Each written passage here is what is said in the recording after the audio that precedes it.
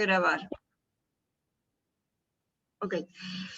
Vamos a ver entonces la segunda parte de lo que sería el capítulo que se llama algunas distribuciones básicas o distribuciones básicas. Vimos una distribución de variable aleatoria discreta que fue la binomial, y hoy vamos a ver otra discreta que es la Poisson y la variable continua por excelencia que es la normal. Entonces vamos a empezar a ver Poisson, vamos a ver que hay dos modelos. Vamos a empezar con el caso más sencillo de imaginar. Esto es una capsulita de Petri con cuadrículas, o sea, con compartimientos. Acá están dibujados, pero en general se pueden tener compartimientos, y uno vuelca sobre esa cápsula una suspensión, digamos, o bacterias donde forman colonias, o una suspensión de células que se puedan ver a simple vista. Bueno, ya no serían células, pero bueno. Entonces uno supone que uno volcó unas colonias, formaron colonias en la cápsula de Petri, y entonces la volcada fue aleatoria en una cápsula balanceada y todo. Ustedes ven que la distribución, si bien es aleatoria, van a ver algunas cuadrículas donde no hay ninguna célula, puede haber, algunas donde hay una sola, dos, tres, o algunas que encuentran una cantidad mayor de células.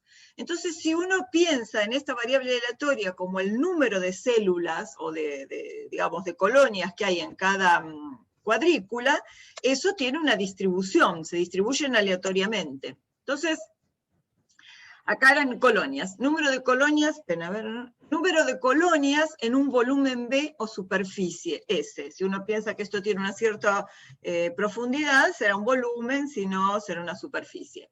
La cuestión es que se supone que más o menos todas tienen, digamos, más o menos no, que todas tienen la misma superficie. Entonces, ese número de colonias en ese volumen o superficie tendrá una distribución aleatoria. Y esta distribución se llama distribución de Poisson, y tiene un solo parámetro, que el parámetro es lambda. Si bien tiene un solo parámetro que lo llamamos lambda, ¿qué sería lambda? Lambda es el número promedio de colonias.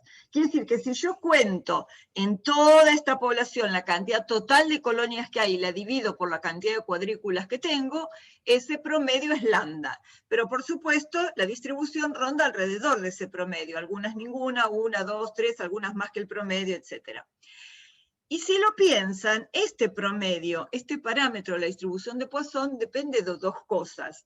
Se reducen a un parámetro, pero depende de dos cosas. Una es la densidad original que tenían estas colonias, estas bacterias cuando yo las volqué. Si eran más densas, voy a tener más cuadrículas con más colonias. Si eran menos densas, voy a estar todo mucho más vacío. Y también depende del volumen o la superficie que tienen esas cuadrículas.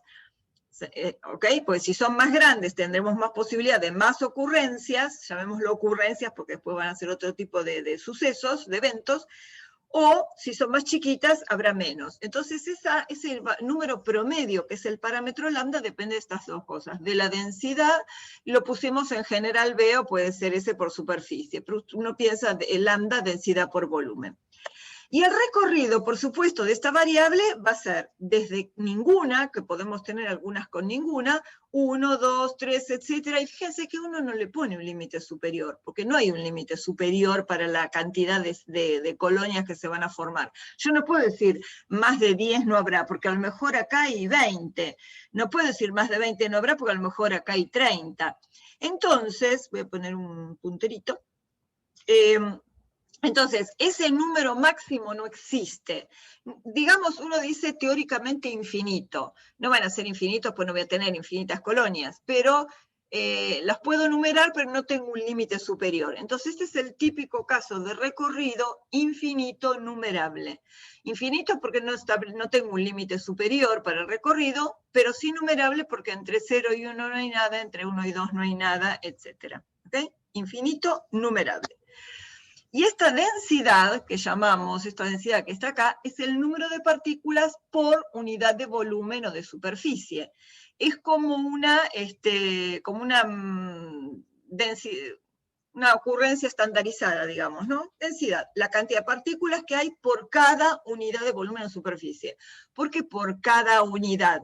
Porque estas pueden ser de 1 milímetro cúbico o 1 milímetro cuadrado de superficie, o pueden ser de 2, o puede ser, etcétera. Entonces nosotros pensamos en una densidad que es el número de partículas por unidad de volumen o superficie, que es lo que uno hubiera contado acá. Tengo tantas bacterias por unidad de volumen. ¿Está bien?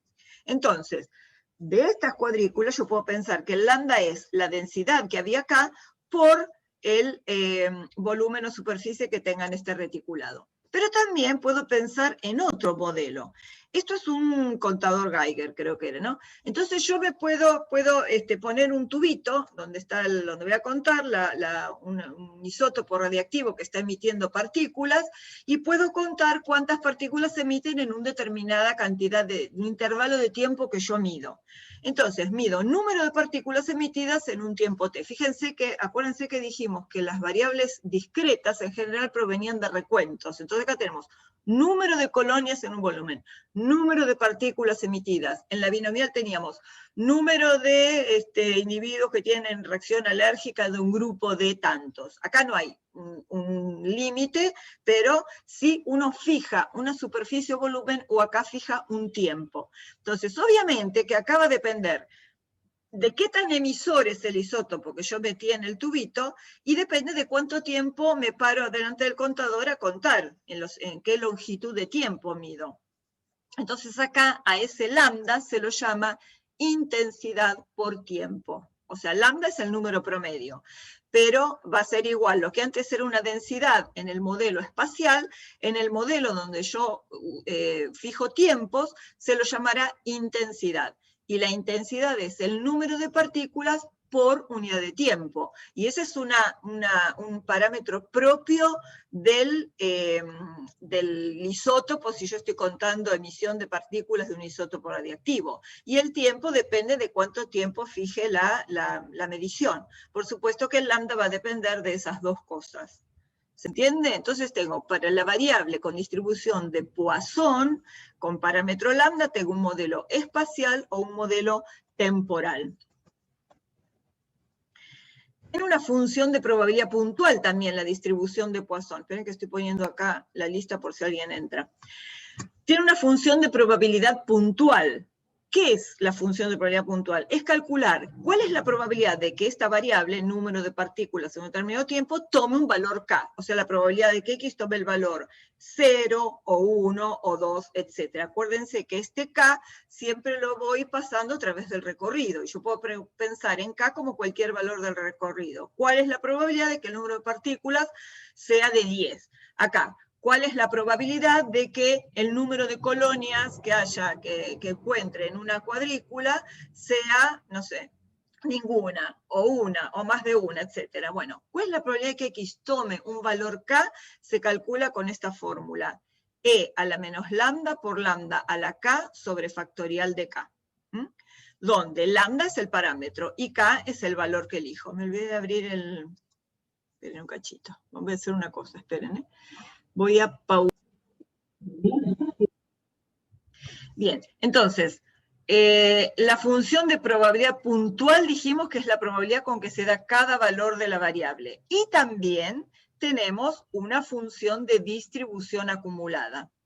Fíjense que si esta es la función de probabilidad puntual, la función de distribución acumulada f sub x para un valor t, con definición universal, como se definen todas las funciones de distribución, va a ser la sumatoria para todos los x del recorrido que sean menores o iguales que este valor t. ¿De quién? De la función de probabilidad puntual, e a la menos lambda por lambda a la k sobre factorial de k.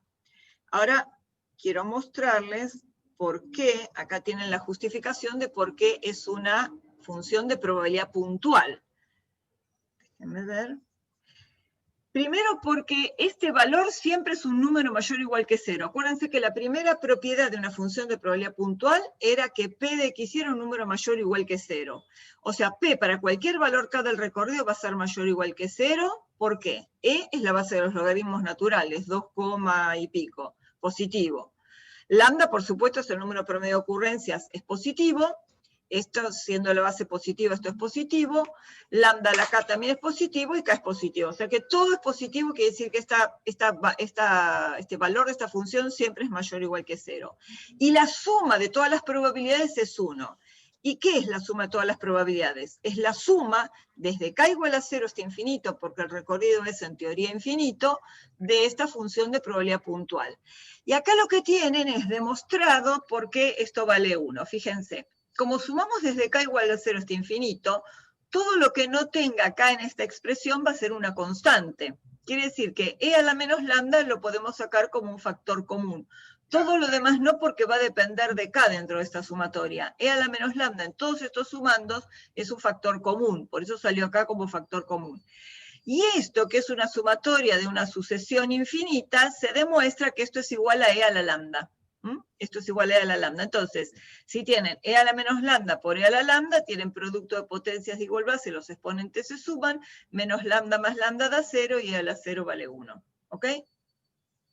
Bueno, entonces, acá tienen distintos ejemplos de variables que siguen distribución de Poisson. Fíjense que todo se empieza con número de demandas de pacientes que requieren servicio en una institución de salud en un día. Número de accidentes registrados en una cierta intersección de calles. Acá le falta poner en qué intervalo estamos midiendo, si entre las 12 y las 12:30 del mediodía, o entre las 8 y las 8:30 de la noche. Cosa que no va a ser lo mismo, porque ¿qué va a cambiar? Va a cambiar la intensidad, porque no es lo mismo el tráfico de autos que pasan en un mediodía que el que pasa, entre las 2 y las 3 de la mañana, por ejemplo. Número de microorganismos presentes en un determinado volumen de una solución. Y ahora vamos a ver algunas propiedades que están puestas acá. Vuelvo a la presentación. Estos son características, así como en la binomial habíamos puesto 3 características: variable dicotómica, M fijo, repeticiones independientes y P fijo constante para todos. Bueno, acá hay modelos, hay condiciones para el modelo. En la diapositiva 49 tienen, primero, si se consideran dos intervalos disjuntos, el número de ocurrencias en uno es independiente del número de ocurrencias en el otro. O sea, lo que pase en una cuadrícula de acá es independiente de lo que pase en la otra. O sea, yo para eso tengo que haber volcado la suspensión en una cápsula de Petri equilibrada, porque si estaba torcida ya no va a ser lo mismo, van a tener más probabilidad de ocurrencia los que estén en el valle que en la cima. Bien. Esperen que hay alguien en sala de espera. Bien, entonces, y lo que pasa acá también, si yo mido en estos 10 minutos, tiene que ser independientemente de lo que pase en los próximos 10 minutos, ¿ok? Tiene que ser independiente. Las probabilidades de un determinado número de ocurrencias en dos intervalos que miden lo mismo son iguales. O sea, si yo tengo 2 cuadrículas que tienen la misma superficie, tienen que tener la misma probabilidad de que haya el mismo número de ocurrencias. Y lo mismo acá. Si mido en 2 intervalos de tiempo que son iguales en su longitud, entonces la probabilidad de ocurrencia tiene que ser igual en 2 intervalos que midan lo mismo. Si el intervalo es pequeño, la probabilidad de una sola ocurrencia es proporcional a lo que mide el intervalo, lo que decíamos antes, ¿no? Si yo tengo mayor superficie o volumen de las cuadrículas o mido más tiempo, entonces la probabilidad es proporcional a lo que mide el intervalo. Y la probabilidad de más de una es despreciable comparada con la probabilidad de una sola. ¿Qué quiere decir? Que la probabilidad de que ocurran muchos sucesos tiene que ser pequeña comparada a la probabilidad de ocurrencia de uno solo. Quiere decir que esto está diseñado como para eventos raros, no para cosas que ocurren multitudinariamente, sino para eventos más bien raros. Y teóricamente debe ser posible que haya un número tan grande como se quiera de ocurrencias en intervalo considerado. ¿Qué quiere decir? Esto, yo no puedo tener acá un tope. En el recorrido tiene que ser teóricamente infinito, no puedo tener un tope en el recorrido. Debe ser posible que haya un número tan grande como se quiera de ocurrencias en el intervalo considerado, intervalo de tiempo o intervalo de tiempo o intervalo de superficie o de volumen. Esperen que creo que hay alguien esperando. Ok. Bueno, acá tenemos, vimos cómo se calculaba la función de probabilidad puntual, acá tenemos algunos ejemplos de la función de probabilidad puntual. Entonces acá tenemos en forma de tabla y en forma de gráfico. Esta es para una Poisson, fíjense que acá dice PK05, o sea, es la probabilidad de que una Poisson con parámetro 0,5 tome un valor K, donde K son algunos de estos X sub I, 0, 1, 2, 3, 4, 5, 6, etc. Bueno, esto está extraído de la tabla que ustedes tienen, ¿no? La tabla que bajaron del campus. Acá tienen un lambda de 0,5 y acá tienen los valores de K posibles entre 0 y 6. Más no están porque aproximados al cuarto decimal dan probabilidades despreciables, o sea que son prácticamente 0. Entonces fíjense que acá tenemos, acuérdense que habíamos dicho que lambda era 0,5, quiere decir que lambda es el parámetro y, esperen que me parece que, déjenme ver, acá. Esto es importante. La esperanza de la Poisson es lambda y la varianza también es lambda. O sea que la esperanza sea lambda quiere decir que ahí, alrededor del valor de lambda, va a ser donde van a estar las mayores probabilidades. En nuestro caso, la mayor altura de las barras, digamos, la mayor probabilidad. Si lambda es 0,5, fíjense que ¿dónde están las mayores probabilidades? En el 0 y en el 1, 0,6, 0,3. Bueno, el 0,5 está porque en realidad la esperanza está entre estos dos, pero bueno, tiene que tener algún peso los valores de estas barras, que cada vez es menor porque tienen barras más chicas. O sea que ustedes para nivelar el móvil del que hablamos la otra vez, tendrían que colgarlo desde el 0,5 y ahí quedaría paralelo al piso. ¿Ok? Ahí está la esperanza. Fíjense que, bueno, nada, cuando abran una tabla, lo dijimos siempre, si no saben cuál es, ya van a ver que empiezan valores grandes de probabilidad y termina en ceros. La función de distribución acumulada siempre acaba a terminar en un 1, ¿no? Cuando ya la aproximación al cuarto decimal sume un 1. Esto es para 0,5. Ahora tenemos un poco mayor el valor de lambda, 1,5. Fíjense que acá teníamos una barra de mucha probabilidad al inicio que iba bajando, y acá ya tenemos algunas barras de menor probabilidad que suben en algún punto del recorrido y después bajan. Ven que se va haciendo como un poquito más simétrica. Entonces, fíjense, lambda es 1,5. Estas son las probabilidades o sea, la distribución de probabilidades entre 0 y 9. Obviamente que cuando el lambda es mayor, ya empiezan a aparecer probabilidades mayores que 0 para valores más grandes del recorrido. Acá como el lambda era chiquito, enseguida ya se pasaban a ser prácticamente 0. Acá como el número promedio de ocurrencias, el lambda es más grande, ya empiezan a aparecer más valores en el recorrido. En general siempre van a haber un 0 acá porque al cuarto decimal ya es prácticamente despreciable y es un 0. Bueno, y si acá el lambda era 1,5, fíjense que uno espera, lo lógico, que las mayores probabilidades estén entre 1 y 2. Acá están las mayores, sube hasta 0,33 y empieza a bajar 0,25, o sea que el centro de gravedad está acá entre el 1 y el 2 y ocurre en el 1,5. Acá es más imprevisible porque hay asimetría. Y acá tienen un mayor valor de lambda 5, y ven que una de las características dice es que cuando el lambda empieza a aumentar, la distribución va tomando una forma cada vez más acampanada.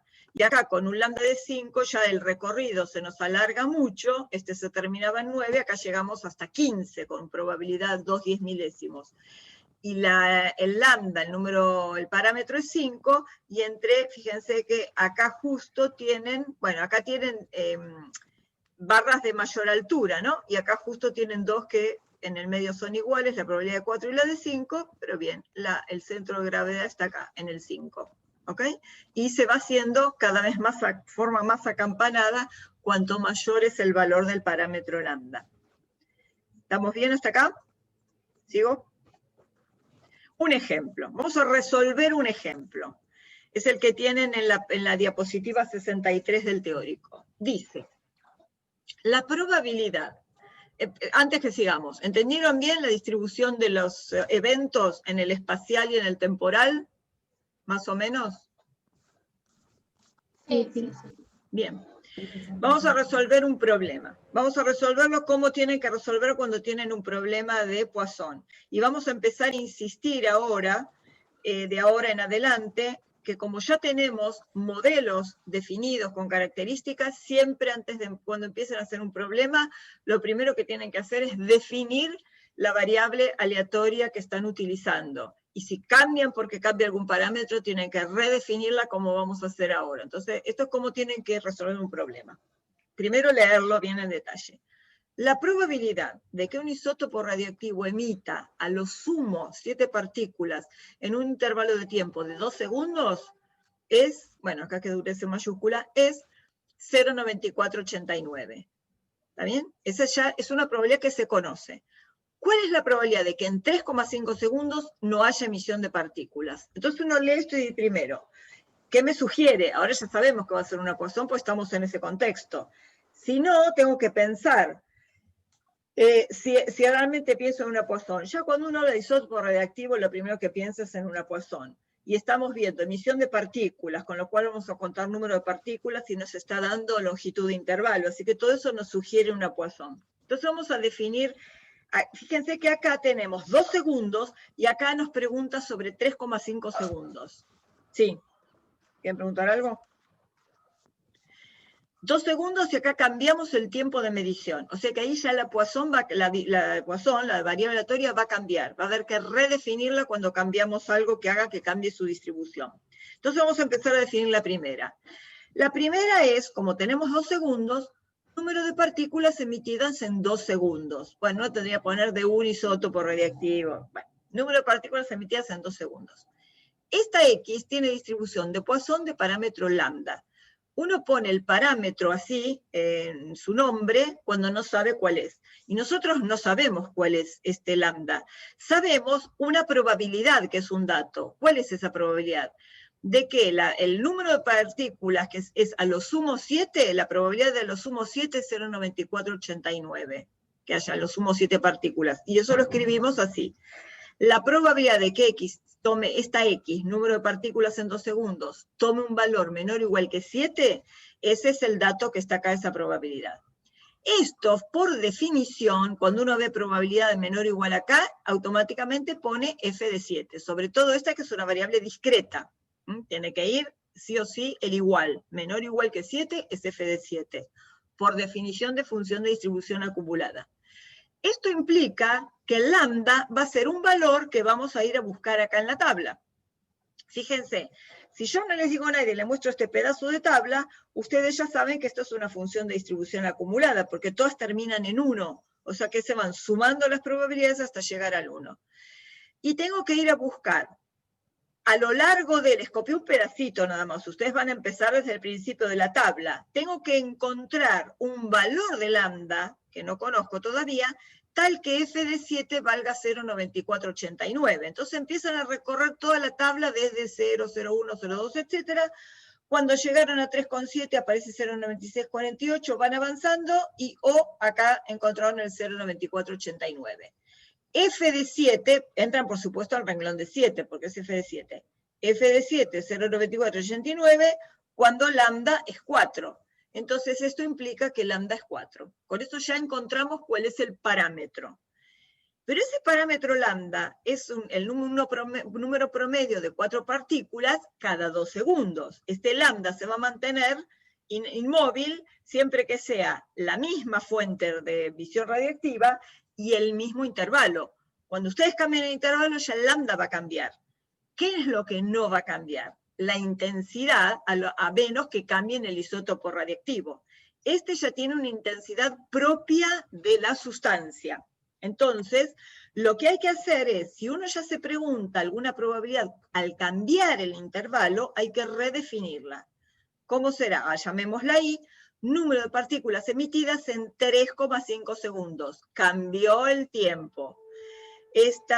¡Ay, qué horror! Nadie se dio cuenta en el cuatrimestre anterior y yo me acabo de dar cuenta ahora. Esto tiene que decir I, por supuesto. I tiene distribución de Poisson de parámetro lambda. Esperen, ya que estamos, se los cambio acá in situ, así ustedes ya les queda corregido. I. Perdonen, ¿eh? Bueno, así quedó para la posteridad en los del cuatrimestre pasado. Esperen que pongo en presentación de nuevo. ¿Se agarra? Ahí está. Entonces, I es número de partículas emitidas en 3,5 segundos, entonces I tiene distribución de Poisson también de parámetro lambda. Pero ahora tengo que calcular el nuevo lambda, porque lambda va a ser intensidad por tiempo, siempre, ¿no? Porque es un modelo temporal, intensidad por tiempo. Entonces, ¿cuál es la intensidad? La intensidad era el lambda, que yo ya había calculado en la distribución anterior, pero para llevar la unidad de tiempo tengo que dividirla por esta cantidad de segundos en los que yo hacía la medición. Entonces, 4 sobre 2, fíjense que va a ser partículas por segundo. ¿Ven que las unidades de lambda es número de partículas? Igual que las unidades de la variable. Pero las unidades de la intensidad es partículas por segundo, así como las unidades de la densidad eran partículas por superficie, partículas por volumen. Partículas por centímetro cuadrado, partículas por milímetro cúbico. Acá siempre es por tiempo. 4 partículas sobre 2 segundos. Va a quedar 4 dividido 2, 2 partículas por segundo es la intensidad de este isótopo. ¿Y ahora qué hago? A esta intensidad la multiplico por el nuevo tiempo, 3,5 segundos. Segundos se simplifica con segundos y las unidades de lambda me quedan en las mismas de la variable, número de partículas. Entonces ahora tengo mi nuevo lambda cuando yo mida en intervalos de 3,5 segundos y ese nuevo lambda vale 7. Entonces ahora, ¿qué decía? ¿Cuál es la probabilidad de que en 3,5 segundos no haya emisión de partículas? O sea que el número de partículas en 3,5 sea igual a 0. ¿Y eso qué es? Es la probabilidad de que esta variable i tome el valor 0. Y esa probabilidad es 9/10 milésimos. ¿Dónde la leemos? Bueno, vamos acá. Acá tengo una función de probabilidad puntual, fíjense que aumenta y después disminuye. Esta es la función de probabilidad puntual para una Poisson de parámetro 7, ¿ok? Porque mi nuevo lambda es 7. Probabilidad de 0 es 0,0009. Pregunta, no sé si lo habré puesto acá o no. Pregunta, ¿este valor de esta probabilidad lo podrían haber leído en la otra tabla, en la de distribución acumulada? ¿Sí o no? Sí, porque en este caso es 0. Claro, exactamente, porque es justo en el 0. Entonces, justo en el 0, justo en el 0, las dos miden lo mismo, porque lo único que se acumuló es la probabilidad de 0. Acuérdense que esto no está no tiene los gráficos, pero es una función, esta distribución es escalonada como la de cualquier variable discreta. Viene valiendo 0 hasta que llegamos a 0. Cuando llegamos a 0, salta a 9/10 milésimos. Cuando nos pasamos a 1, salta a 0,064 y así sucesivamente. En el 0 vale lo mismo en la función de probabilidad puntual y en la de distribución acumulada. Bien. Una propiedad que tienen en la diapositiva, ay, no les puso número de diapositiva, bueno, no importa. Vamos a definirla. Si tenemos x1 y x2 independientes, entonces las sumas, estamos hablando de Poisson, ¿no? x1 es una Poisson de parámetro lambda 1, x2 es una Poisson de parámetro lambda 2. Si son independientes x1 y x2, entonces la suma de estas dos distribuciones de Poisson es también una Poisson de parámetros lambda 1 más lambda 2. Pensémoslo en este ejemplo. X1 es número de colonias de Staphylococcus aureus en un volumen B. X2, número de colonias de Staphylococcus epidermidis, otra especie en un volumen B. Esta tiene distribución de Poisson lambda 1, esta tiene distribución de Poisson con parámetro lambda 2. Si yo pienso las variables sumadas, ¿qué estaría haciendo? X1 más X2 sería el número de colonias de Staphylococcus, sin importar qué especie, qué especie, género y especie, sin importar qué especie. Número de colonias de Staphylo en general, ¿qué va a ser? Las cantidades, el número de colonias de aureus sumadas a las de epidermidis. Si son independientes, si no hay interacción entre ellas, si estando juntas, no se fagocitan, no pasa nada entre ellas, ¿no? Si son independientes, pueden coexistir las dos en forma independiente, y entonces el número total va a ser la suma, también una Poisson, con el parámetro como suma de los parámetros de las X que sumamos. ¿Está bien? Bueno, entonces ahora, Poisson, ¿listo? ¿No hay problema? Cualquier variable discreta, acuérdense que cuando tengan número de eventos, cuando ustedes no sepan el tamaño de la muestra, que que en general va a ser ese, número de colonias, número de células, número de, qué sé yo, número de accidentes, número de llamados a una central telefónica, número de colonias. Eso va a sugerir distribución de Poisson. Entonces, con esto terminamos las dos discretas que vamos a ver en este práctico. Y vamos a entrar en la normal, la curva. Sí, dale. Una pregunta de lambda. Cuando ponemos lambda igual 4 partículas, o lambda 7 partículas, porque me suena raro porque hace rato definimos lambda por la densidad, por el volumen. Claro. Es lo mismo, ¿no? Sí. Densidad por volumen o intensidad por tiempo. Claro. Vamos a volver acá. Lambda también es intensidad por tiempo. Entonces, fíjense, las unidades de densidad son número de partículas por unidad de volumen. Las de intensidad son número de partículas por unidad de tiempo. Si vos a esta densidad la multiplicás por volumen o superficie, las unidades se van a simplificar y te queda el número de partículas. Si acá intensidad la multiplicás por el tiempo, minutos, segundos o lo que sea, las unidades de tiempo se simplifican con este denominador y las unidades de lambda te quedan el número de partículas. Ah, claro, ahora entendí las unidades, sí. ¿Está bien?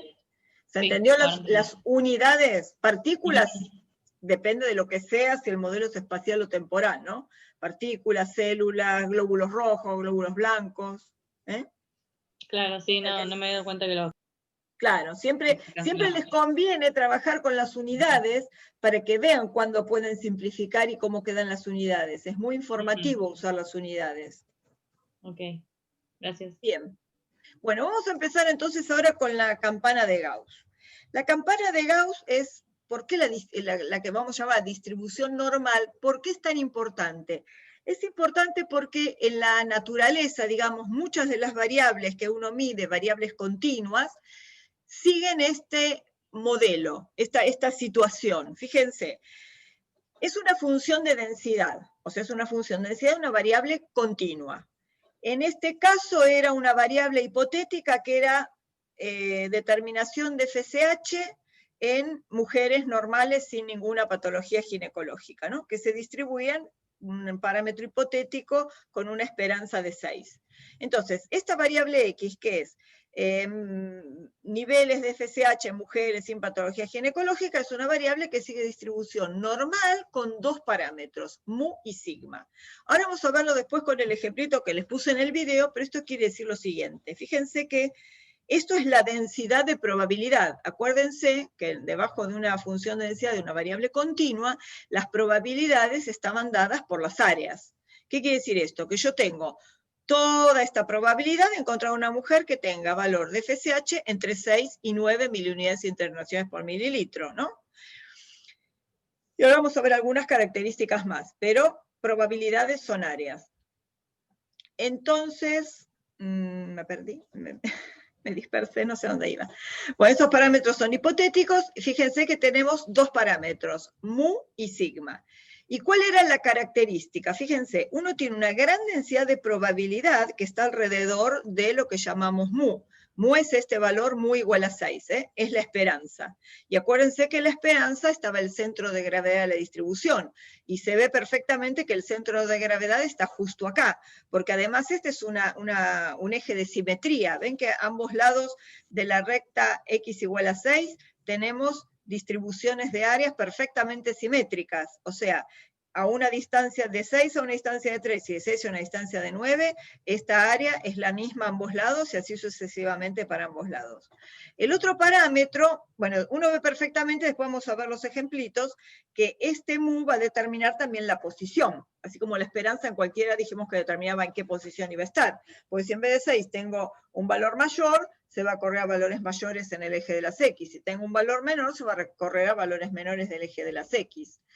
Y además de la posición relativa, necesitamos siempre otra medida. Esta era la medida de tendencia central, el mu. Pero necesitábamos otro parámetro que me indicara dispersión alrededor de mu. Y ese parámetro va a ser acá la varianza.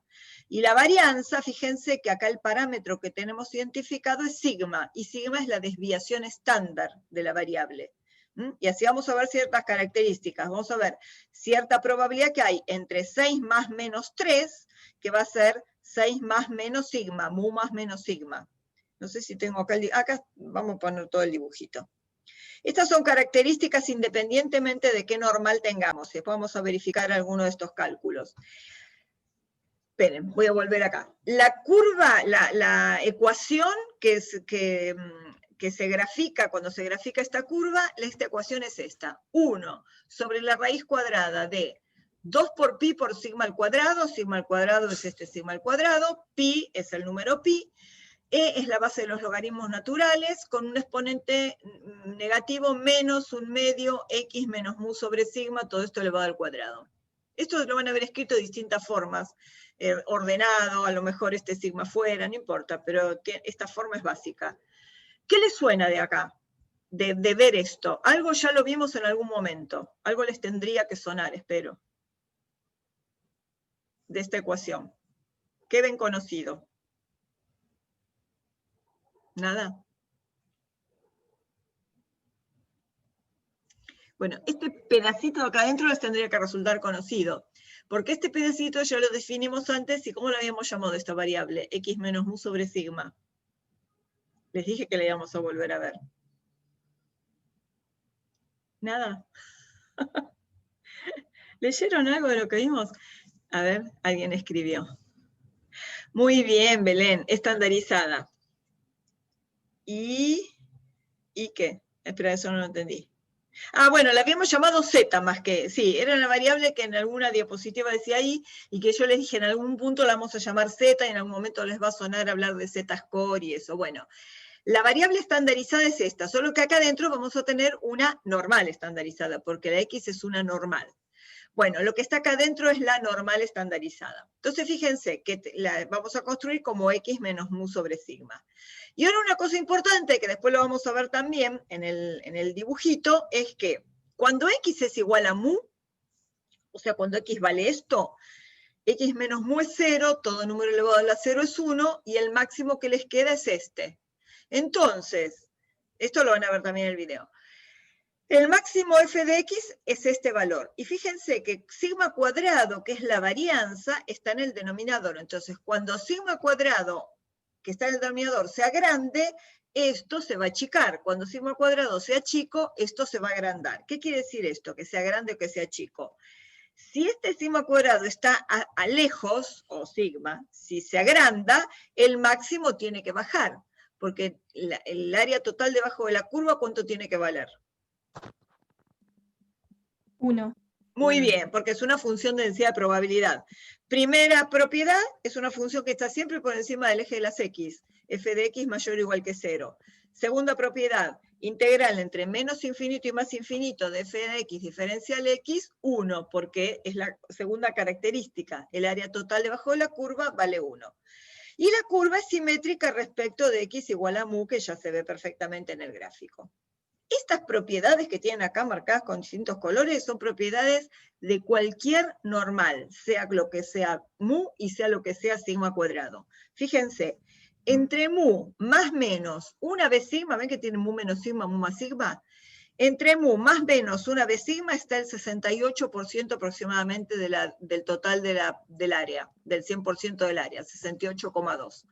Quiere decir que uno lo podría escribir en términos de probabilidades como la probabilidad de que mu menos sigma menor que x menor que mu más sigma es 0,682. Después vamos a hacer un cálculo sobre eso.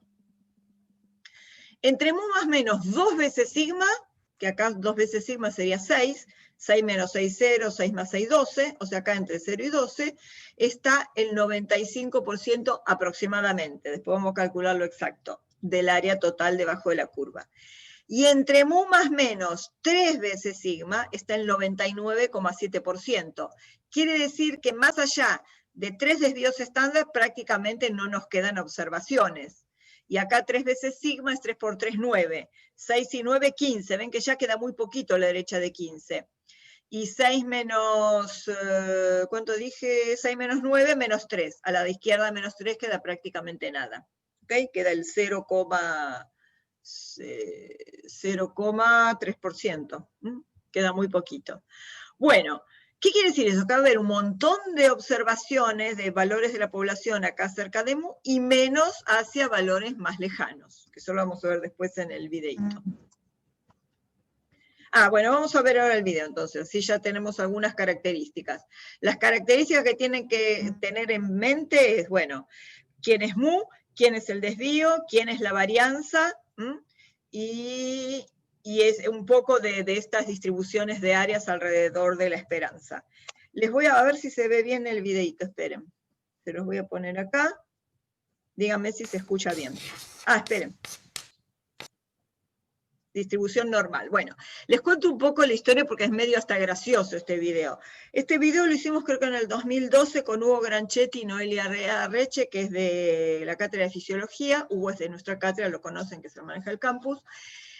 Era un curso de entornos virtuales en enseñanza-aprendizaje. Y entonces la consigna final del curso, después de haber visto varios elementos y uso de técnicas, era hacer un video de 5 minutos sobre algún motivo, alguna disciplina, algún tema de lo que uno quisiera. Y entonces decidimos hacer uno sobre la campana de Gauss para aclarar un poco la campana de Gauss. La consigna era hacerlo con una técnica que se llama stop motion. Por eso van a ver los movimientos medio ridículos, porque son montones de fotos puestas a continuación para que haya un movimiento. Los gráficos están hechos en el Infostat, que es el que van a usar después ustedes en la cursada, y bueno, se trató de interpretar un poco esperen, voy a minimizar esto, se trató de interpretar un poco lo que era la distribución de Gauss. Así que bueno, se los paso. Vamos a analizar la curva de Gauss y la introduciremos con un ejemplo sobre la distribución de la variable peso en una población de mujeres adultas saludables que miden entre 1,60 y 1,70 metros. Supongamos que tenemos acceso a todos los valores de peso de la población. Entonces podemos conocer la media o esperanza, a la que denominamos con la letra griega mu, que es el promedio de todos los valores de la variable, su centro de gravedad, y la varianza, que es una medida de la dispersión de los valores de la variable respecto de su esperanza. Si a todos los valores de la variable les medimos la distancia a la media, elevamos al cuadrado para evitar las distancias negativas y calculamos la esperanza de estos valores, habremos calculado la varianza, a la que designamos con la letra griega sigma al cuadrado. Sin embargo, la varianza tiene la magnitud de la variable al cuadrado. Por lo tanto, se define la desviación estándar como la raíz cuadrada de la varianza sigma y se constituye como una medida de dispersión con las mismas unidades de la variable.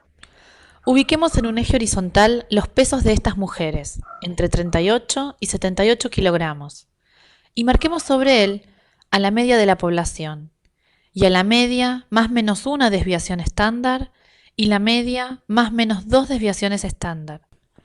Ubicaremos en este eje a toda la población en orden creciente de pesos. Es evidente que habrá pocas mujeres en el extremo inferior izquierdo, muy flacas, pocas en el extremo superior a la derecha, muy gordas, y que la mayoría estarán ubicadas en un intervalo central. Así, el 68% de los valores se encontrará en el intervalo constituido por la media más menos una desviación estándar, y el 95% de los valores en el intervalo constituido por la media más menos 2 veces la desviación estándar. Entonces, estas mujeres, para poder ubicarse donde indica su peso, no tendrán más remedio que encimarse unas con otras, metafóricamente hablando. Si dibujamos una línea roja que marque sobre el eje de las ordenadas, vertical, la densidad de mujeres en la zona correspondiente al eje del peso, veremos que es muy baja en pesos bajos, que va aumentando la densidad cuando nos acercamos al centro y que vuelve a disminuir la densidad cuando llegamos a las mujeres muy gordas, porque hay menor densidad de ellas en la población. Hemos dibujado la curva normal o campana de Gauss. La ecuación de la curva es la que escribimos arriba a la derecha. Observen que el eje de simetría de las curvas es la recta x igual a mu. Si tomamos alguna mujer de la población y medimos su peso, es seguro que va a caer en algún valor debajo de la curva. Es decir, que podemos escribir que la probabilidad de encontrar un valor de peso entre menos infinito y más infinito es 1, porque es totalmente seguro que lo encontraremos en ese intervalo. Esto lo decimos así: el área total debajo de la curva vale 1. Y si queremos calcular la probabilidad de que una persona tomada al azar de esa población tenga valores de peso dentro de un intervalo, tendremos que calcular el área debajo de la curva dentro de ese intervalo. ¿Qué pasaría si la población tuviera mayor dispersión de los valores alrededor de la esperanza? Es decir, mayor varianza y por lo tanto mayor desviación estándar. Pasaría algo como esto. El máximo de la curva bajó y ahora es posible encontrar más valores extremos hacia ambas colas de la distribución. Hay más mujeres extremadamente flacas y más mujeres obesas. ¿Justifica la fórmula de la ecuación que el máximo de la curva baje? Sí, así es. Si nos ubicamos en el centro de la curva, cuando x vale mu, el exponente vale 0. E elevado a la 0 es 1. Entonces, el valor sobre la ordenada será 1 sobre raíz de 2 pi por sigma al cuadrado. Y como sigma cuadrado está en el denominador, cuanto mayor sea, menor será el valor sobre la ordenada. Hay muchas variables en el universo que siguen una distribución normal. Y esto es interesante porque la mayoría de la estadística inferencial se apoya sobre el concepto de la campana de Gauss. La campana de Gauss nos rodea.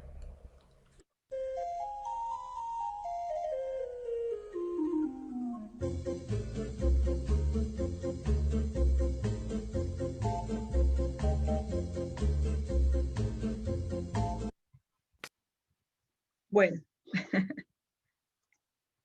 ¿les gustó? Medio divertido, es medio divulgación. Pero bueno, por lo menos tienen algunos de los conceptos que vimos más formalizados.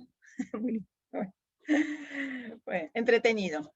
Bueno, entonces, identificaron ahí adentro la normal estandarizada dentro de la ecuación, el x menos mu sobre sigma. Entonces pensemos. ¿Quieren hacer una pregunta sobre algo de lo que vimos? Que el máximo tiene que bajar, eso sí, lo vieron, por fórmula y por intuición, porque si el máximo no bajara, a mayor dispersión tendríamos una curva con un área mayor que 1, así que tanto por intuición o por fórmula, el máximo baja. Entonces vamos a tener curvas donde tengamos muy chica la dispersión, o sea, muy homogéneos los valores, van a ser curvas mucho más chatas, porque el máximo va a ser mayor. Y si tenemos curvas muy dispersas, poblaciones muy heterogéneas, el máximo baja y la curva está mucho más extendida. O sea que la media indica la forma. Yo no me acuerdo, no tengo un grafiquito. Bueno, en algún punto tenía un gráfico con distintos valores mu, distintos valores de sigma. Pensemos, el valor de mu lo que hace es trasladar la curva sobre el eje de las x, y el valor de sigma indica su formato, su perfil. Entonces, si la x es normal mu sigma, la z, vamos a llamarla z, es la normal estandarizada o típica. Esto nosotros no lo vamos a demostrar, creo que ahí tienen demostración, pero nosotros ya habíamos demostrado por las propiedades de esperanza y de la varianza que la esperanza de la z valía 0 y que la varianza valía 1. ¿Se acuerdan? Si quieren, vuelvan a la diapositiva donde definimos en el práctico de variable aleatorio cuando definimos variable estandarizada en general. Acá es la normal estandarizada. A nosotros acá nos va a servir mucho la normal estandarizada porque la tabla que tenemos, que es esta, es la tabla de normal estandarizada. Lógico, porque si tenemos infinitos valores de mu e infinitos valores de sigma posibles, tendríamos que tener infinitas tablas. Entonces, al estandarizar, todas se reducen a una, a la normal 0,1. Entonces, sobre esta definimos la función de distribución, que es esta, función de distribución acumulada, función de distribución normal estandarizada. Fíjense. No le puse el fx de t. Bueno, el f sub x de t es la probabilidad de que z tome un valor menor o igual que t. Lo tienen ahí en el dibujito. Es la definición clásica de la función de distribución. Y como esta es una variable continua, la forma de calcularla sería la integral entre menos infinito y t de la función de densidad. Acá, ¿por qué la ven más chiquita? Porque acá ya tienen la z estandarizada, y acá adentro lo que le falta es el sigma cuadrado porque vale 1. Así que esta es la integral de la función de densidad de la normal estandarizada, entre menos infinito y t. ¿Qué es el área que tienen tabulada acá? Acá lo llama x en vez de t, pero lo que tienen es esto. Acá tienen la normal estandarizada con esperanza acá en el 0, y tienen toda el área de menos infinito hasta un valor que acá llama x chiquita, que es este. ¿Cómo se distribuye esta tabla?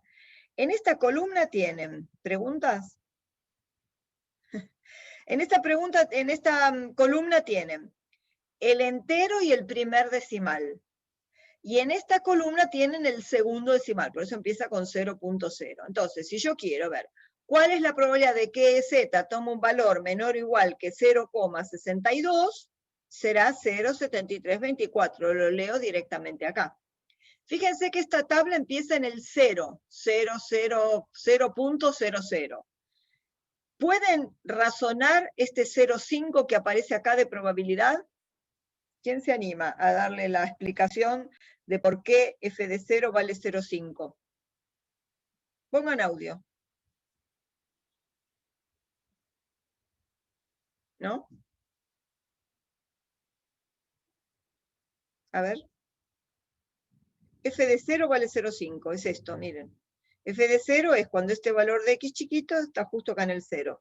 ¿Por qué esto vale 0,5? El área rayada.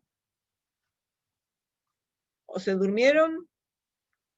Quiero creer que lo saben. Porque es la mitad de la curva y la curva completa vale 1.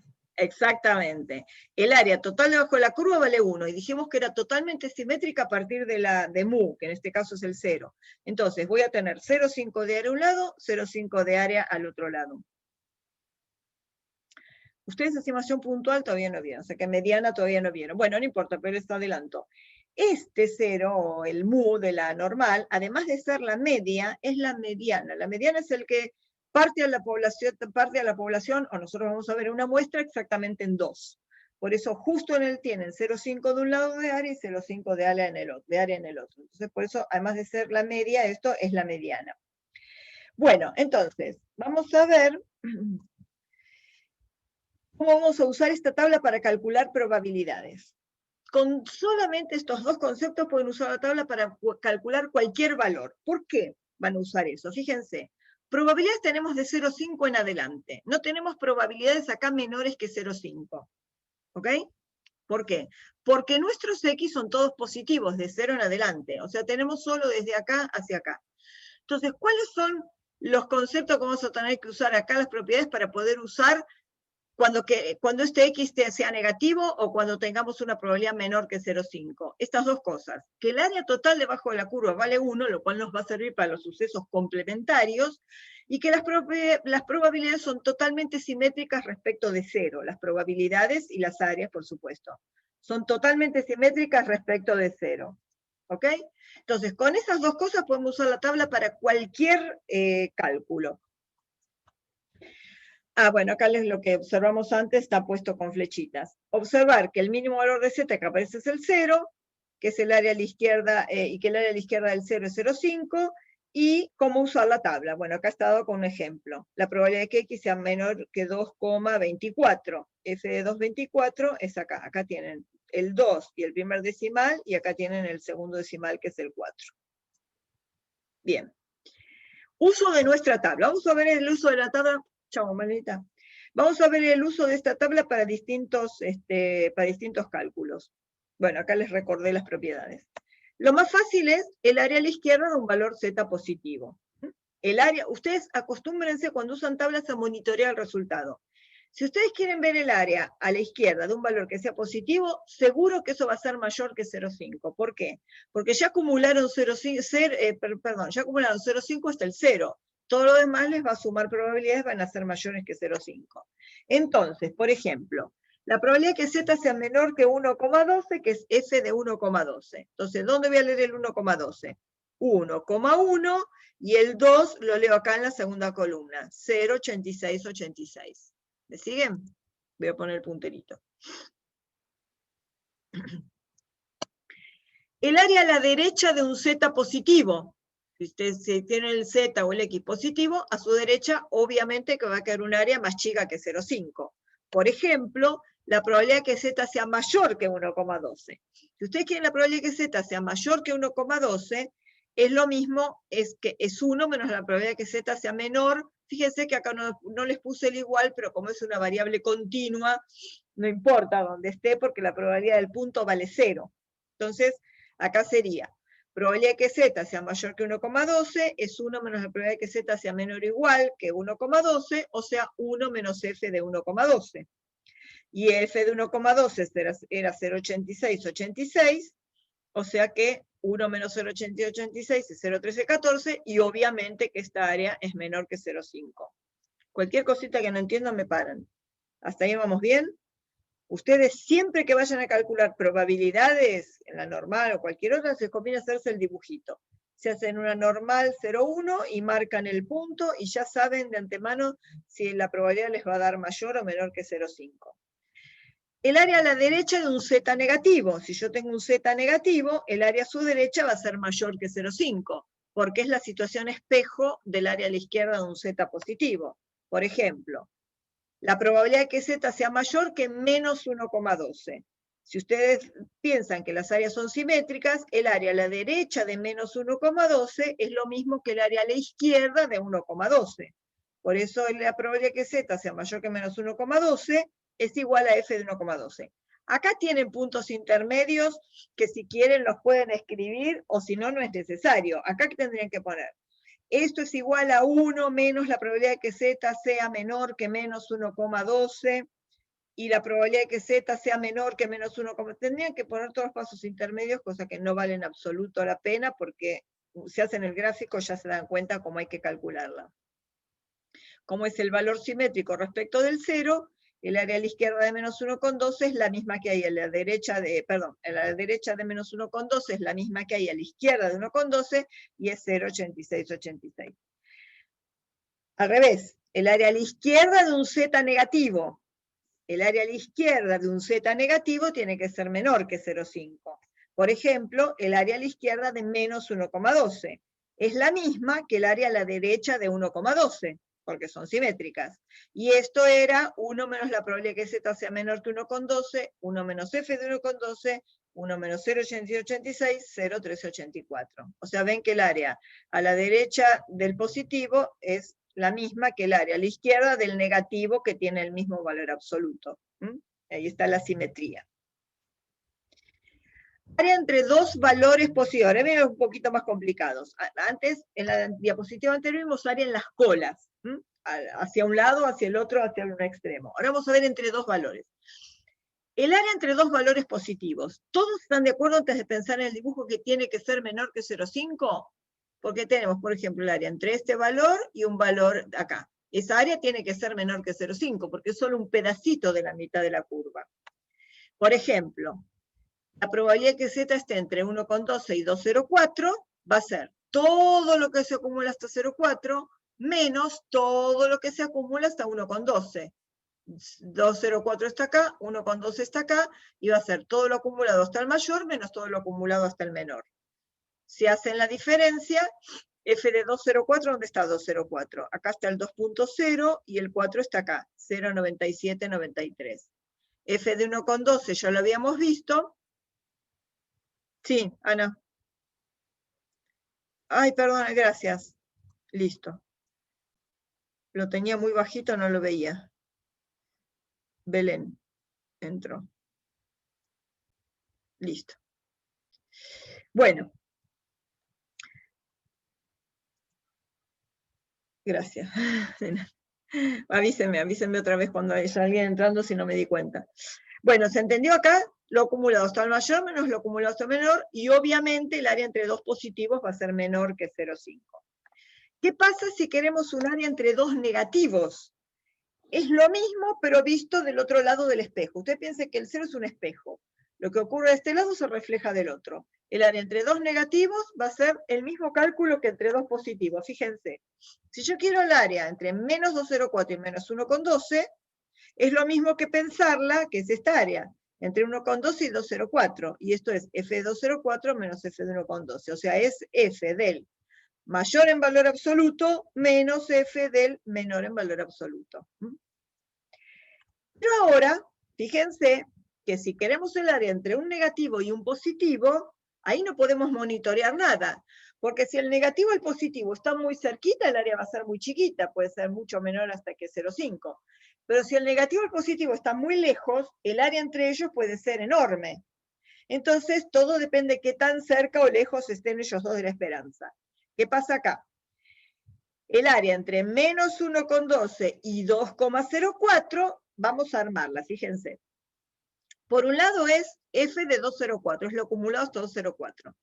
A lo acumulado hasta 2,04 hay que restarle lo acumulado hasta menos 1,12, o sea, hay que restarle la probabilidad de que Z sea menor que menos 1,12. Pero si ¿cómo calculábamos nosotros la probabilidad de que Z fuera menor que un negativo? Si van a la diapositiva anterior, era 1 menos el F del positivo, ¿no? Porque el área a la izquierda de un negativo es la misma que hay a la derecha del mismo positivo, y eso era 1 menos lo acumulado hasta el positivo. O sea que acá vamos a tener dentro de este corchete 1 menos F del 1,12 en valor absoluto, positivo. Si cuando saquemos el corchete, este menos 1 va a quedar negativo, este menos F de 1,12 va a quedar positivo, y va a ser F de 2,04 más F de 1,12 menos 1. Como regla mnemotécnica, cuando tengan entre un negativo y un positivo, es F del positivo más F del negativo cambiado de signo, o sea, pensado como positivo, menos 1. Entonces, estas ya estaban calculadas. F de 2,04 será 97,93, F de 1,2 será 0,86,86, la suman y después le restan 1. Fíjense que es fácil el cálculo, ¿no? Porque suman todo y acá en vez de 1 le ponen un 0. ¿Listo? Bien. Puse acá. Ah, está bien. Está digo grande porque menos 1,2 y 2,04 estaban a mucha distancia, pero esta, fíjense, menos 0,2 y 0,2 están muy cerca del 0. Cuando yo haga f de 0,2 más f de 0,2 más f de 0,2 menos 1, esta área queda chiquita, queda un 0,15. O sea que yo a priori no puedo saber si va a ser mayor o menor que 0,5 el área. Ahí tienen, la guía tienen ejercicios para practicar cálculos con la tabla. Ahora estamos en condiciones de verificar, vamos a hacer esto. Vieron que les dije que el área que había entre mu más menos una vez sigma era aproximadamente el 68%, y entre mu más menos 2 veces sigma aproximadamente el 95%. Bueno, para 3 después lo hacen ustedes. ¿Cómo hacemos para verificar ese 68 y pico %? Acuérdense que dijimos, es la probabilidad de que X esté entre mu menos sigma y mu más sigma. Mu menos sigma y mu más sigma son números. Si mu vale 2 y sigma vale 3, acá van a tener entre menos 1 y 5, por ejemplo, ¿no? Una vez que hagan el cálculo, esos son números. Entonces, para que yo pueda entrar en la tabla, tengo que estandarizar. Entonces, cuando usted haga probabilidades que involucran una X normal mu sigma, lo primero que tienen que hacer antes de entrar en la tabla es estandarizar. Estandarizar es restar mu y dividir por sigma. Y eso lo tienen que hacer en los 3 términos de la desigualdad. Entonces, acá resto mu y divido por sigma. A la X le resto mu y le divido por sigma. Y a mu más sigma le resto mu y lo divido por sigma. Acá mu y mu se van porque da 0, se restan. Una vez que mu y mu dieron 0, cuando redujeron, les queda sigma sobre sigma 1, y acá les quedó menos 1. Cuando se fue mu quedó en 0 acá, y sigma sobre sigma 1 y positivo. Entonces esto es la probabilidad de que Z esté entre menos 1 y 1. Y eso es f de 1 más f de 1 menos 1. O sea, 2 veces f de 1 menos 1. ¿Está bien? Porque era f del positivo más f del negativo en valor absoluto menos 1. Como el valor absoluto es el mismo, queda 2 veces f de 1 menos 1. F de 1 está acá, 0,8413. O sea que es 2 por 0,8413 menos 1. Cuando hacen el cálculo es 0,6826, o sea 68,26%. Y fíjense que eso vale en cualquier normal mu sigma.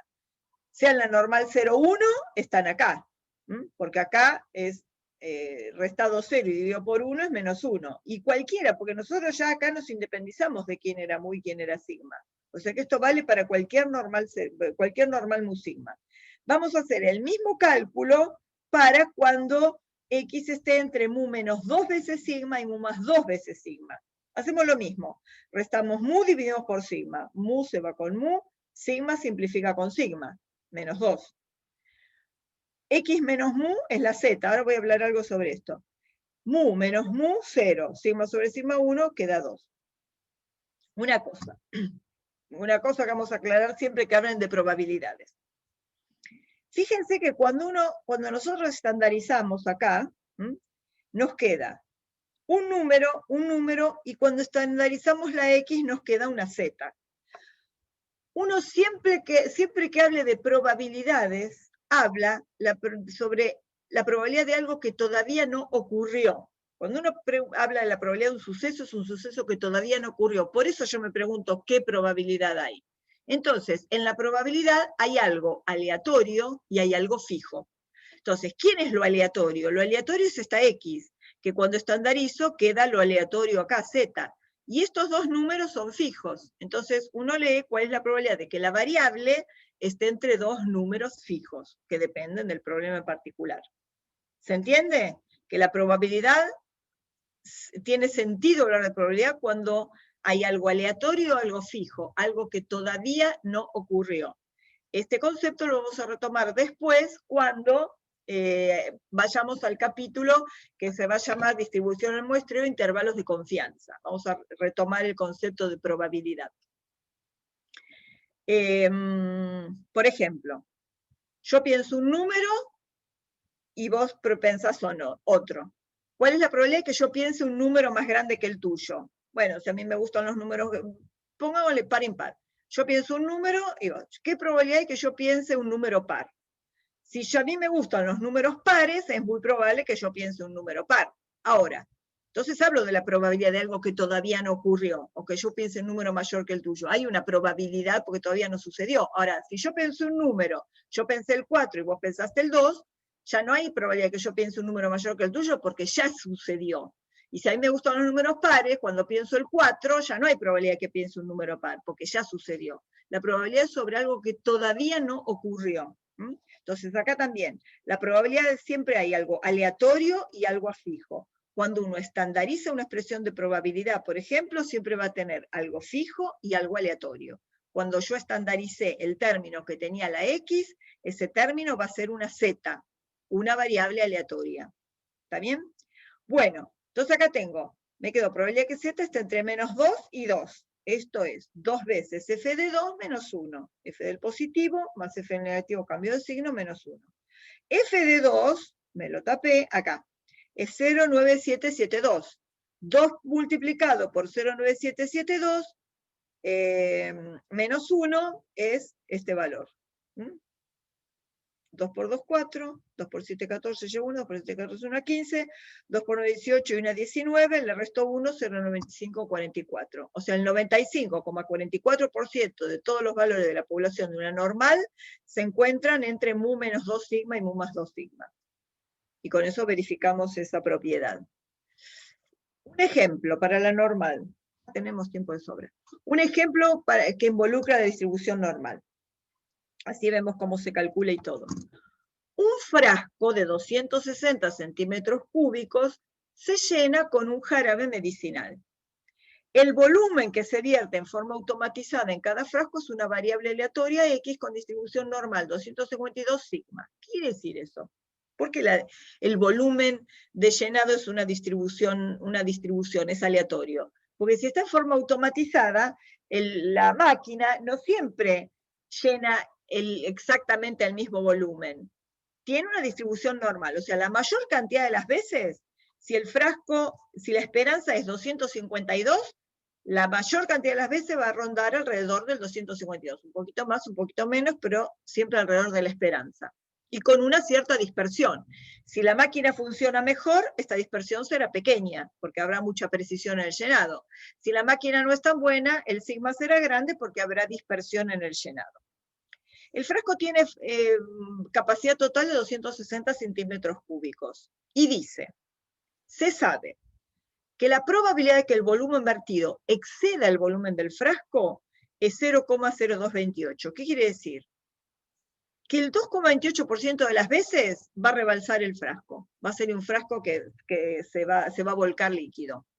La probabilidad de que el volumen vertido exceda el volumen del frasco es 0,0228. O sea, 2,2 de cada 100 frascos se va a volcar. La verdad que bastante mal anda esa máquina, ¿no? Si 2 de cada 100 se vuelca, pero bueno, esa es la característica. Ahora dice, calcular la probabilidad de que al llenar el frasco, el volumen vertido sea por lo menos 250 centímetros cúbicos.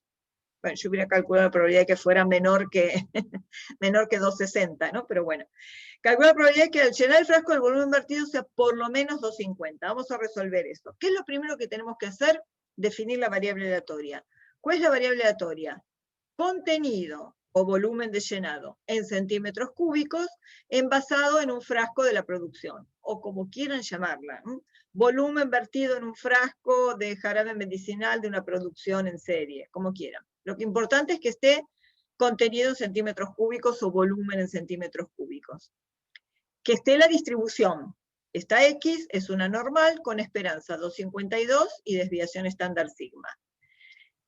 No conozco sigma, es un parámetro que me falta conocer, pero como todas las probabilidades están dadas por esos dos parámetros, conociendo uno y conociendo un dato de probabilidad puedo calcular el otro. ¿Cuál es la probabilidad que me da?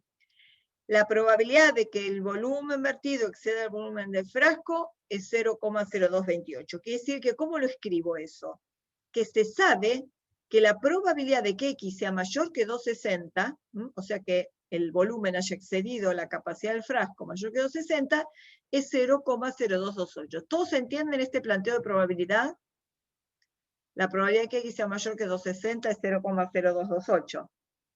Entonces, ¿qué tengo que hacer? Primero tengo que estandarizar. A ambos miembros le resto 252, lo divido por sigma. 260 menos 252 sobre sigma. De nuevo, lo aleatorio es esto. La X menos mu sobre sigma es la Z. Y este número menos 252 sobre sigma, lo único que pudo resolver es este 8. Sigma todavía no lo conozco. Pero esta probabilidad es 0,9772, la vamos a resolver. Sigma es un número positivo, ¿no? Porque sigma es en la desviación estándar que se define a partir de la varianza, que es positiva siempre, ¿no? Porque se define a partir del cuadrado. Entonces, el área a la derecha de un positivo, ¿cómo se calculaba? Como 1 menos f del positivo. Entonces, yo ya sé que esto va a ser positivo. Y el área a la derecha de un positivo, ya sé que tiene que ser pequeña, que es este 0,0228, y que el área a la derecha de un positivo es 1 menos el área a la izquierda de ese positivo, y es 1 menos f de ese número, y yo sé que esto es 0,0228. De acá, ¿qué hago? Despejo f de 8 sobre sigma. Paso este positivo al otro miembro, este negativo acá, el área complementaria es 0,9772. Entonces, si se acuerdan de la diapositiva anterior, f de 2 valía 0,9772, ¿no? O sea, yo sé que el f de un número es 0,9772. Vuelvo a la diapositiva anterior. Entonces, voy a la tabla y entro por adentro de la tabla. Veo dónde está el 0,9772, porque era f de t o de x. Entonces, veo que 0,9772 es el área a la izquierda de 2.0. Entonces, 0,9772 es f de 2.0. Es f de 2. O sea que 8 sobre sigma es 2, o sea que despejando de acá, sigma vale 4. ¿Se entendió el cálculo hasta ahí? Bien. Ahora ya sé cuánto vale sigma.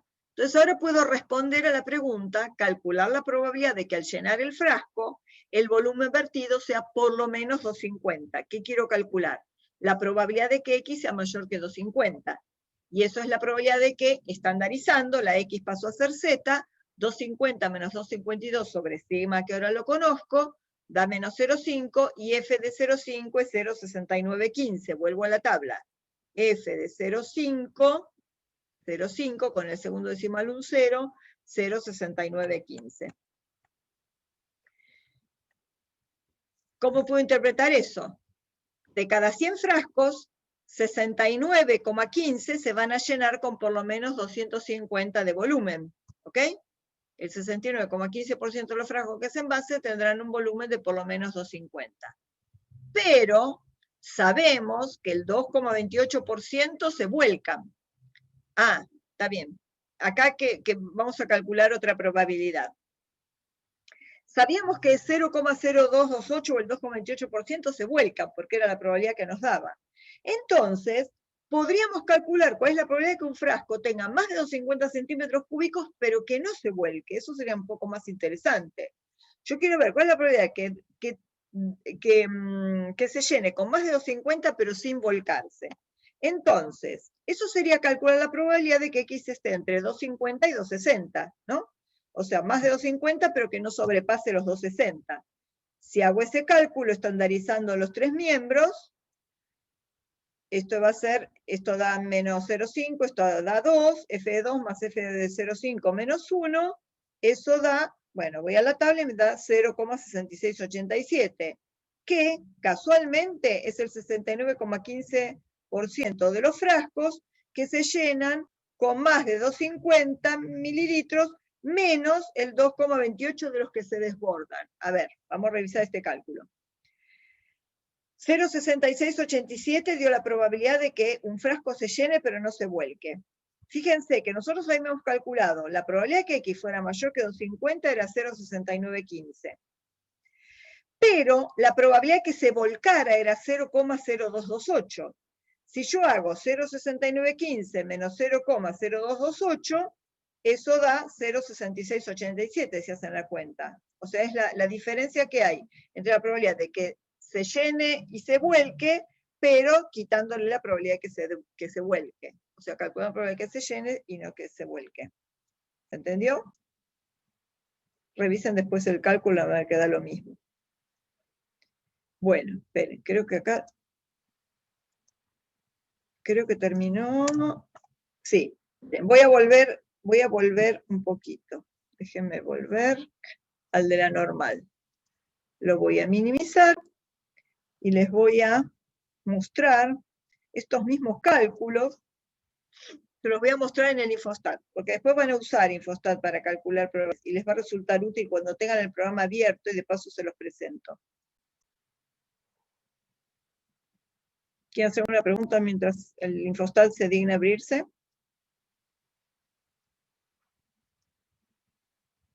Pero ya se va a abrir. De paso ven cómo se usa. Bueno, se tarda, se toma su tiempo. Ahí está, cuando se abre, ven esto. Se bajaron la versión de Infostat, ya deberían ir bajándola, porque ya la poder usar. Bajen la versión estudiantil que les dije, creo que les dije. Bueno, el Infostat se abre tan antipático como esto, como una cosa blanca con un montón de menús, pero ninguna tabla, no como el Excel que se abre ya una grilla de datos. Entonces ustedes lo que tienen que hacer es lo siguiente. Cuando quieran una tabla de datos, bueno, esto lo vamos a usar después, les abro una para que vean cómo se ve, esto lo vamos a usar cuando vemos el capítulo de análisis de la varianza. Bueno, la cierro. Si no, se abre una nueva tabla en blanco, se abre así, con una fila y dos columnas. Y ustedes sobre esta pueden agarrar bases de datos del Excel y copiarlas acá, incluso tienen una opción de pegar con nombre de columna, así que se evitan de tener que darle los nombres a las variables, etc. Bien. Pero nosotros ven que no tenemos ninguna tabla de datos abierta. ¿Ven? Si yo pongo ventanas, lo único que hay, nada. Es la nueva tabla que abrí que no tiene nada. Y acá, no la quiero guardar, pues no me interesa, ven, acá no hay nada abierto. Cuando ustedes ponen estadísticas, bueno, tienen varias cosas que pueden ir viendo, edición, datos, etcétera, tienen resultados, tienen gráficos vamos a usar bastante, siempre va a haber algunas cosas que estén abiertas aunque no haya base de datos abiertas. Y en estadística ven que hay cosas que aparecen en grisecita claro, que ustedes tienen que tener base de datos abierta para poder hacer esto, obviamente. Si quieren hacer medidas de resumen de una base de datos, tiene que tener una base de datos abierta. Bueno, una de las que aparece sin necesidad de base de datos abierta es esta, probabilidades y cuantiles. Esperen, voy a hacer lo siguiente. Voy a hacer estos cálculos para que los aprendan a hacer con el Infostat. acá, estadísticas, probabilidades y cuantiles. Fíjense, cuando ustedes tienen probabilidades y cuantiles, tienen un montón de distribuciones, la mayoría de ellos no las vamos a usar, pero tenemos la normal, por acá tenemos la Poisson, y por acá tenemos la binomial. No están en orden alfabético, pero bueno, binomial y Poisson también pueden calcular probabilidades a partir de acá. Por defecto aparece la normal, y por defecto aparece la normal 0,1. Entonces, acá tienen para poner valor de x, o tienen para poner probabilidad de que x sea menor o igual que un valor x, probabilidad de que x sea mayor que x, probabilidad de que x sea igual a x. Ahora les voy a mostrar algo interesante con ese último. Y después tienen un calcular. Entonces vamos a ponerle valor de x. Yo quiero calcular, por ejemplo, vamos a poner esto, probabilidad de que x sea mayor que 250. Como yo ya estandaricé, cuando estandaricé el 250, si voy rápido se pierden, me dicen, ¿eh? ¿Me siguen ahí? Espero que sí. Bueno, si yo quiero el área a la derecha de 250, en la normal 254, era esta, ¿no? No, perdón, 250 no, era 252. 252, 4, o sea, esperanza 252, desviación estándar 4. Cuando la estandaricé, le resté mu, lo dividí por sigma, me dio el valor menos 0,5. Y el área a la derecha de menos 0,5 era 0,6915. Entonces, si yo acá en la X pongo menos 0, coma, por los dos póngale el coma del texto. A veces agarra coma y a veces agarra el decimal, por los dos le pongo coma. Menos 0,5. Y acá le pongo calcular. Ven que no lo puedo agrandar para que lo vean, pero bueno, en el video les va a quedar, lo van a poder ver. Ven que el área a la derecha quedó 0, 69, 14, 6, etcétera, al cuarto decimal 0,6915. Esta es la probabilidad de que x sea menor o igual que este x, o sea que es el área a la izquierda de un negativo 0,3085, y si suman esta y esta, por supuesto, tiene que dar 1, porque estas dos son complementarias, menor o igual que x o mayor que x. Fíjense acá qué interesante, ahí nos dio un 0. ¿Por qué nos dio un 0 en ese campo? Porque es una variable continua. Muy bien, niña, porque es una variable continua. Y la probabilidad del punto es 0.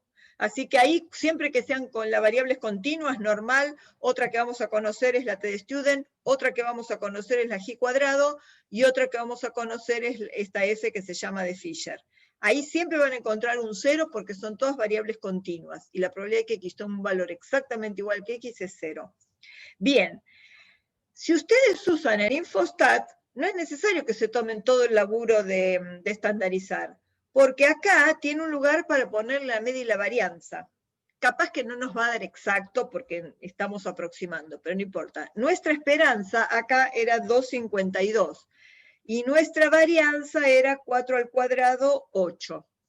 Entonces acá ya no necesito ponerle el 0,5. Acá quiero el área a la derecha del 250. Entonces si acá le pongo el 250, calcular, voy a tener, bueno, parecidas probabilidades.